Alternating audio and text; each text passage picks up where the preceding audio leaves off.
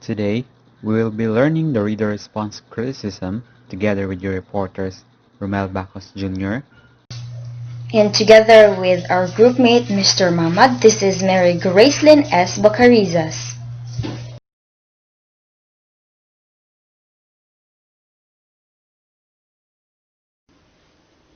But before we officially start, let us have this quote from Henry James.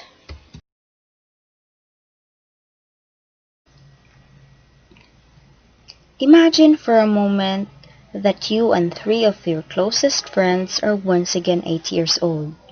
All of you have been invited to a birthday party at another friend's house 3 blocks away. For 4 weeks, you have been eagerly anticipating the big event. Unlike you and your three friends, the birthday party celebrant is the child of millionaires and live in a mansion containing 34 rooms and has let it be known that the party would be the biggest and best you have ever attended. Not surprisingly, rumors that the celebration would include a circus with clowns and animals dressed in human clothes and accompanied by a host of costumed people and the full trappings of a Barnum Bailey production have been circulating among the four of you for weeks. But today is Saturday, the day of the big event. Meeting at your house at 9:30 a.m., you and your friends excitedly walk the 3 blocks to the birthday party house. Upon arrival, you see that the front door is completely covered with red aluminum foil with no doorknob visible. Even the doorknob is shielded from view by the bright foil covering. Quickly, one of your friends dashes to the back of the house, hoping to gain access through the back door.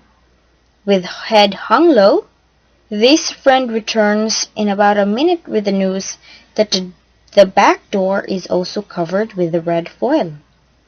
Being the nearest to the front window to the right of the door, you peek into the house, and what a sight to see! On the tile near the fireplace sleeps a lion. To the left of the lion is a cage containing a leopard licking a block of ice, and directly below the window is the longest snake you have ever seen. You scream for your friends to come and see the animals, but they too have been very busy discovering their own view into the house. To your right, one of your friends is standing in a window ledge and is peering through the porthole window. Through this opening, the den is clearly visible, but no one is there. No decorations, no movement, no sign of any party. All looks a bit gloomy and most certainly uninhabited. But another friend has found a ladder and placed it to the left of the house front door. Climbing up the ladder, this friend gazes into the second-story window and sees at least 15 laughing children playing pin to the tail on the donkey while they are drinking purple punch and eating chocolate chip cookies, corn chips, and cake.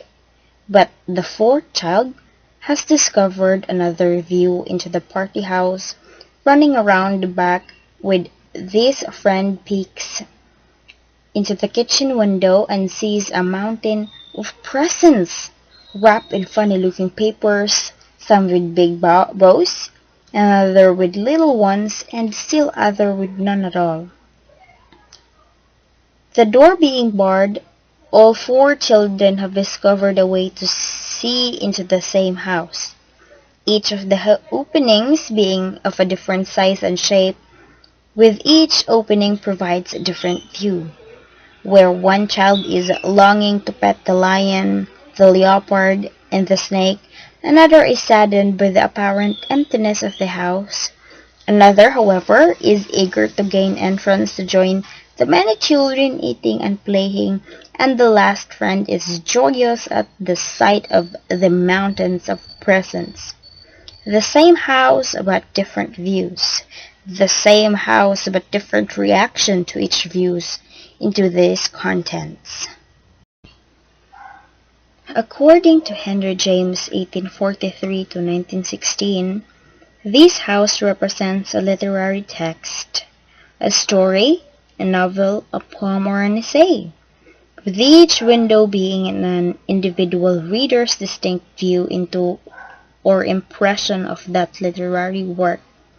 Like the four children peering into the house's window and seeing different views, readers will read the same text but see unique scenes coming away from the text with various impressions and interpretations. Each will most certainly be reading the same text, but all will gain entrance to the meaning of the text through different apertures and come away with a variety of differing and sometimes contradicting interpretation.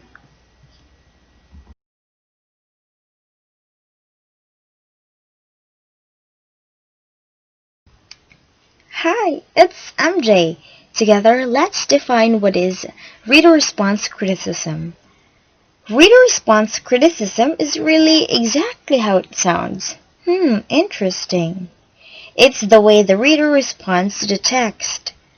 And usually, a lot of student or let's say people immediately want to jump or use this theory because they think it'll just be them telling how they feel about a story or a book. But let me tell you in advance that it is a little bit more than that.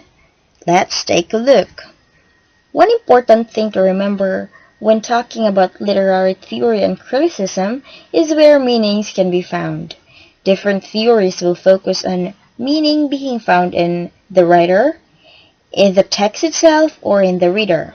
So, reader response focuses on the reader and the way how the reader engages in the text.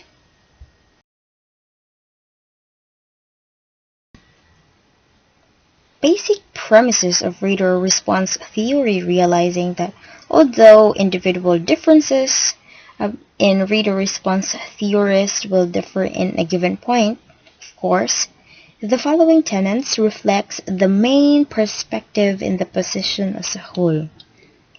In the literary interpretation, first, the text is not the most important component, rather it is the reader. In fact, there is no text unless there is a reader, and the reader is the only one who can say what the text means and what the text is. The reader creates the text as much as the author does. This being the case, to arrive at meaning, critics should reject the autonomy of the text and create and concentrate on the reader and reading process, the interaction that takes place between the reader and the text. It also declares that reader response theory is subjective and relative. Another special feature of reader response theory is that it is based on rhetoric, the art of persuasion, which has a long tradition in literature dating back to the Greeks, who originally employed it in oratory. Rhetoric now refers to the myriad device or strategy used to get the reader to respond to the literary work in certain ways.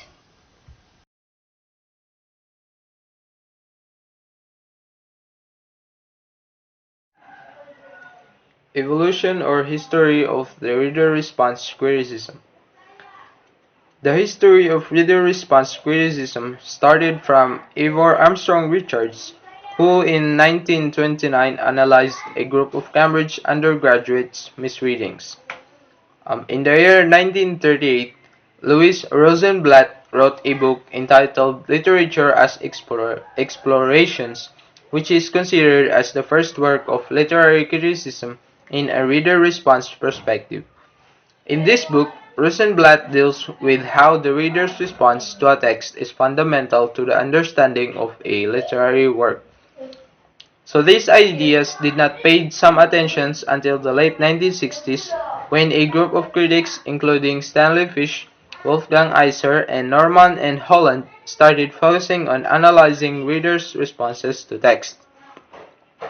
Between the 1960s and 70s, Norman Holland, Stanley Fish, Wolfgang Iser, Hans Robert Jost, and Roland Barthes officially introduced the modern reader response criticism theory, particularly in German and the US.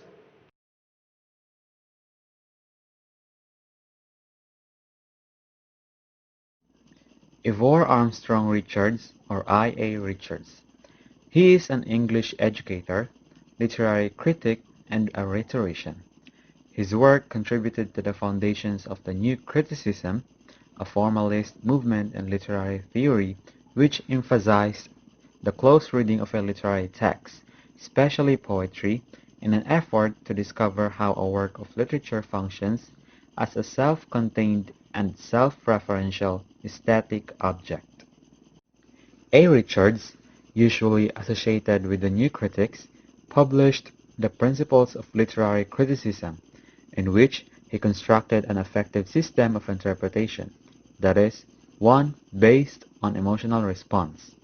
In this approach, he discusses the subjects of form, value, rhythm, synesthesia, literary infectiousness, allusiveness, divergent readings, and belief. Richards conceded that the scientific conception of truth is the correct one, and that poetry provides only pseudo-statement. He then declares that these pseudo-statements are essential to the overall psychic health of each individual, that is, for some vision of the world that will satisfy our deepest needs. He starts from the premise that a book is a machine to think with, but it need not, therefore, usurp the functions either of these bellows or the locomotive. Louise M. Rosenblatt is an American university professor. She is best for her two influential texts. Literature as Exploration, that was made on 1938, was originally completed for the Commission on Human Relations and was a publication of the Progressive Education Association that subsequently went through 5 editions. The Reader, the Text, the Poem, the Transactional Theory of the Literary Work that was made on 1978, in which she argues that the act of reading literature involves a transaction between the reader and the text. Recognizing that many critics would reject this definition, Rosenblatt wrote, "The idea that a poem presupposes a reader actively involved with the text is particularly shocking to those seeking to emphasize the objectivity of their interpretations." Rosenblatt explicitly and generally refers to formalists when she speaks of supposedly objective interpreters shocked by the notion that a poem is cooperatively produced by a reader and a text. Stanley Eugene Fish is an American literary theorist, legal scholar, author, and a public intellectual. He is also viewed as being an influence in the rise and development of reader response theory.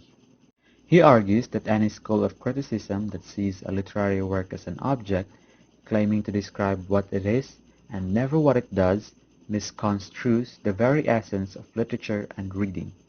He applied a reader response perspective to works like John Milton's epic poem Paradise Lost, and he argued that we just can't understand a literary work like Milton's epic without considering the reader's reaction to it.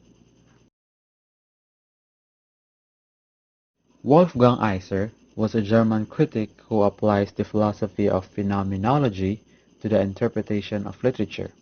Phenomenology stresses the perceiver's role in any perception and asserts the difficulty, if not the impossibility, of separating anything known from the mind that knows it.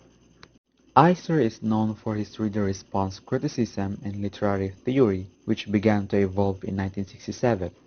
According to him, the critic should not explain the text as an object, but its effect on the reader. Iser's espousal of this position, however, has not taken him away from the text as a central part of interpretation. When an author is composing a text, they have a particular reader in mind, which is in part represented in the text. Iser also says that texts contain gaps that powerfully affect the reader, who must explain them, connect what they separate, and create in his or her mind aspects of a work that aren't in the text but are incited by the text. Iser stated that a reader is not identical to a real, flesh and blood reader, but is a textual structure anticipating the presence of a recipient without necessarily defining him. The concept of the implied reader designates a network of response-inviting structures which impel the reader to grasp the text.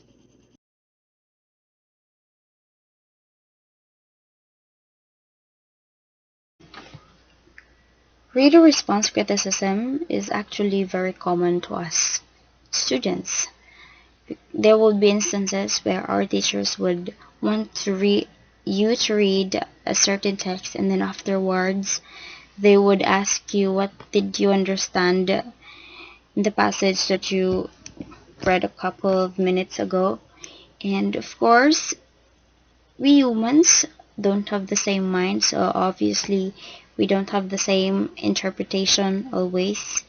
And the good thing about reader response criticism, its main focus is that the meaning of the text is very dependent to the reader. So obviously, the perception of the reader is always correct.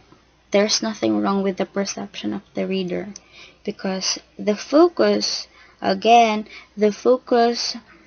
of this theory is the reader. So whatever the reader understand about the text, well, that is true because that's how he or she understand the text.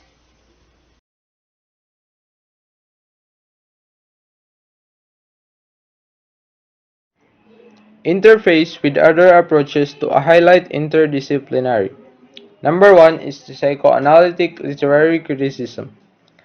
Psychoanalytic literary criticism is a literary theory which, in method, concept, or form, is influenced by the tradition of psychoanalysis begun by Sigmund Freud. At the level of consciousness, the text contributes material for inner realizations. At the unconscious and subsequent conscious level, the reader creates the real meaning of the text that is purely based on his own sight that results to a unique interpretation of self-knowledge.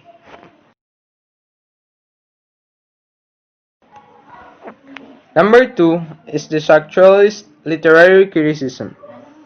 In literary theory, structuralist criticism relates literary text to a larger structure, which may be a particular genre, a range of intertextual connections, a model of universal narrative structure, or a system of recurrent patterns or motifs. It views literary text as a large structure that is governed by specific rules or a grammar of literature that one learns in educational institutions. The field of structuralist semiotics argues that there must be a structure in every text, which explains why it is easier for experienced readers than for non-experienced readers to interpret a text. Number 3 is the reception theory. Reception theory is a version of reader response literary theory that emphasizes each particular reader's reception or interpretation in making meaning from a literary text. Post-structuralist views indicate meaning is indeterminate. It is not in the text, but in the play of language and the nuances of conventions in which the reader is immersed. Hence, the reader constructs a text as she participates in this play, driven by the instabilities and meaning potentials of the semantic and rhetorical aspects of the text. Stanley Fish's view here is that the reader belongs to an interpretive community, which will have taught the reader to see a certain set of forms, topics, and so forth. This one view which refers to the world of discourse of the reader as being the determining factor. Tony Bennett, from a more Marxist approach position, sees readers as belonging to reading formations. In various sorts of post-structuralist reading, the reading process may involve the readers countering and/or reinterpreting prevailing views, depending on various things, including the force of the direction of the text to the reader, the potential reconceptualization, freeing up meaning to the text can affect the openness to the play of language and meaning of the reader.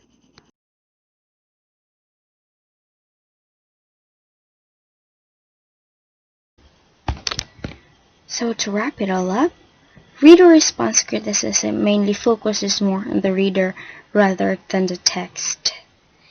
It attacks the authority of the text, and this is where subjectivism comes in, because if a text cannot have any existence except in the mind of the reader, then the text loses its authority. There is obviously a big shift from objective to subjective perspective. Text means what individual readers say they mean or what interpretive communities of readers say they mean. If we have made the main reader responses clear in principle to the reader of in a literary piece, well, the purpose of reader response theory or criticism is obviously accomplished. They may then apply them as they will. Thus, of course, interpretation becomes the key to meaning, as it always is, but without the ultimate authority of the text and the author. The important element in the reader response criticism is the reader and the effect of the text in the reader. Especially this is experience based. Yeah. When reader response critics analyze the effect of the text on the reader, the analysis often resembles formalist criticism or rhetoric criticism or psychological criticism. The major distinction is the emphasis on the reader's response in the analysis. So basically, meaning inheres in the reader, not in the text. Thank you for listening. I hope you learned a lot about this discussion. For now, I'm gonna say adios.